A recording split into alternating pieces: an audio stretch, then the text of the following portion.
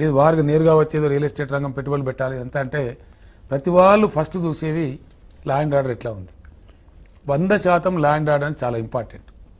మీరు మంచిగా చెప్పినారు కాబట్టి ఈ సందర్భంలో 2 commissionerates, police commissionerates, Hyderabad and Cyberabad, ఇద్దరు పోలీస్ కమిషనర్లను కూడా నేను హృదయపూర్వకంగా అభినందిస్తా ఉన్నా. మా అధికారులు కాబట్టి పోవడాలని కాదు, really they are working very hard, చాలా గట్టిగా పనిచేస్తూ ఉన్నారు. మొదట్లో కొందరికి కొన్ని అనుమానాలు ఉండే, కార్డన్ అండ్ సెర్చ్ అని చెప్పేసి ఒక ఏరియాను సరౌండ్ చేసి పోలీసులు సెర్చ్ చేస్తూ ఉన్నారు. అది ఎంత మంచి ఫలితాలు ఇస్తూ ఉందంటే గుర్తు తెలియని వ్యక్తులు, అపరిచితులు, అనేక నంబర్లు లేని వాహనాలు, అనేక ఆయుధాలు అక్కడక్కడ అనేక రకాలు దొరుకుతూ ఉన్నాయి. కొన్ని విషయాలు బయటికి చెప్పగలిగిన ఉండవు. అనేక ఈ నార్కోటిక్ అంటే డ్రగ్స్ అమ్మేవాళ్ళు, రకరకాల దుర్మార్గాలు చేసేవాళ్ళు చాలామంది పట్టుబడుతూ ఉన్నారు. అవి దాని ద్వారా సత్ఫలితం వస్తూ ఉంది. జనరల్గా ప్రజలు దాన్ని కొంచెం కోపగించుకుంటారు. కానీ ఈరోజు హైదరాబాద్లో భిన్నమైన పరిస్థితి. మా ఏరియా చేయండి, మా కాలనీ ఏరియా చేయండి అని కాలనీ వాసులు రిక్వెస్ట్ చేస్తూ ఉన్నారు పోలీసులు. మా సెర్చ్ చేయండి, ఎందుకంటే దుర్మార్గం ఉంటే మా దగ్గర ఎందుకు, వాడు పట్టుబడాలనే ఉద్దేశం ప్రజల్లో కనపడతా ఉంది. That is proving to be very right. మహిళల భద్రత కోసం షీ టీమ్స్ అని పెట్టామండి. అవి చాలా ఫలితం ఇస్తూ ఉన్నాయి, అద్భుతమైన ఫలితాలు తెస్తూ ఉన్నాయి. ముందు దశలో వాళ్ళ మీద పిల్లల మీద కేసులు పెట్టడం లేదు. ఇంకా ఒక తమాషా ఏంటంటే యువకులు ఎక్కువ ఉంటారేమో ఈవ్ టీజింగ్లో అనుకున్నాం, కానీ చాలామంది మధ్య వయస్కులు ఈవ్ టీజింగ్ పాల్పడతా ఉన్నారు. ఇది ఒక విచిత్రమైన అంశం. నేను కూడా బాగా నవ్వుకున్నాను. ఈ మధ్య వయస్కులు ఇది మానుకోవాలని చెప్పి నేను విజ్ఞప్తి చేస్తూ ఉన్నా. బుద్ధిగా ఉండాలా, మన మహిళలు వాళ్ళ రక్షణ అవసరం కాబట్టి ఆ షీ టీమ్స్ కూడా మంచి రిజల్ట్ ఇచ్చింది.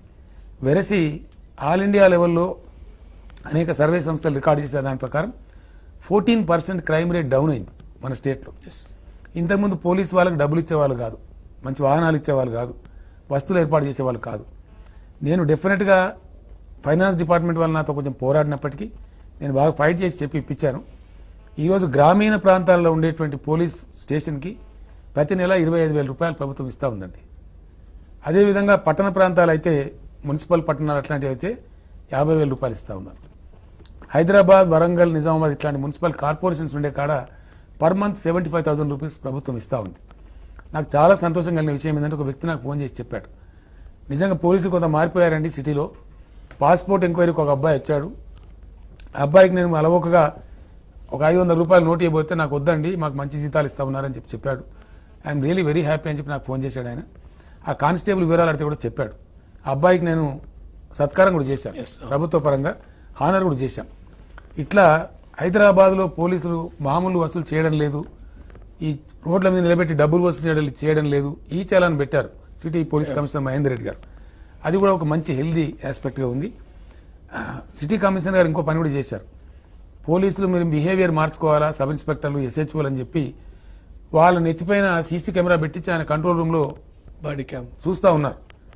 ఎందుకంటే వాళ్ళ పోలీస్ బిహేవియర్ మారాలి, వచ్చిన వాళ్ళని చక్కగా రిసీవ్ చేసుకోవాలి, ఒక పద్ధతి సివిలైజ్డ్ సొసైటీ అని చెప్పి చేస్తూ ఉన్నారు. అది సత్ఫలితం ఇస్తూ ఉంది. మొత్తానికి క్రైమ్ రేట్ బాగా తగ్గింది. ఎవరైతే నిరంతరంగా నేరాలు చేసే వాళ్ళు ఉంటారో వాళ్ళ మీద పీడీ యాక్ట్ పెట్టి కూడా కొంచెం కఠినంగా పోలీసులు చర్యలు తీసుకుంటూ ఉన్నారు. అవి కూడా మంచి ఫలితాలు ఇస్తూ ఉన్నాయి. రాబోయే రోజులలో ఒక 2 సంవత్సరాలు సీసీ కెమెరాలు దండిగా ఏర్పాటు చేస్తూ ఉన్నారు. పోలీస్ కమాండ్ కంట్రోల్ ఇండియాలో నంబర్ 1 ఉండే విధంగా 24 అంతస్తులు అనుకున్నాం. సివిల్ అవియేషన్ వాళ్ళు దాన్ని 20 స్టోరీస్ రిస్ట్రిక్ట్ చేశారు. దాని మీద కూడా కొంత దుర్మార్గులు స్టేలు తెచ్చారు. ఆ స్టేను కూడా ఛేదించాం. అది వెంటనే నిర్మాణం ప్రారంభమవుతా ఉంది.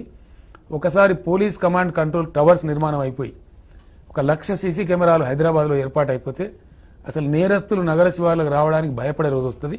డెఫినెట్గా రాబోయే రోజులలో ట్రాఫిక్ పోలీస్ కానిస్టేబుల్ మీకు రోడ్డు మీద కనిపించకుండా హైదరాబాద్లో ట్రాఫిక్ నియంత్రణ చేసే దిశకు కూడా కార్యక్రమాలు జరుగుతూ ఉన్నాయి. ఇవన్నీ ఒక 2-3-4 ఇయర్స్లో రిజల్ట్స్ బాగా కనిపిస్తాయి. ఆ దిశగా మన ప్రయాణం జరుగుతూ ఉంది. పోలీసులు బాగా పనిచేస్తూ ఉన్నారు. ఈ సందర్భంలో పోలీస్ శాఖ కూడా నా విజ్ఞప్తి, మన డీజీపీ గారు కూడా బాగా ఎక్స్పీరియన్స్ ఉన్నటువంటి వ్యక్తి, మంచి ప్రోగ్రెసివ్ థింకర్. ఆయన కూడా ఇంకా బాగా పనిచేసి మీకు ఇంకా వస్తువులు కావాలంటే ప్రభుత్వం ఇస్తుంది. మీ మీద ఇప్పటికే పోలీసుల మీద ప్రజల సదుపాయం కలుగుతూ ఉంది, ఏర్పడతా ఉంది. దాన్ని ఇంకా ఇంప్రూవ్ చేసుకోవాలని చెప్పి పోలీసు అధికారులకు కానీ పోలీసు మిత్రులందరూ కూడా నేను విజ్ఞప్తి చేస్తా ఉన్నాను. లైవ్ షో క్లోజ్ చేద్దాం.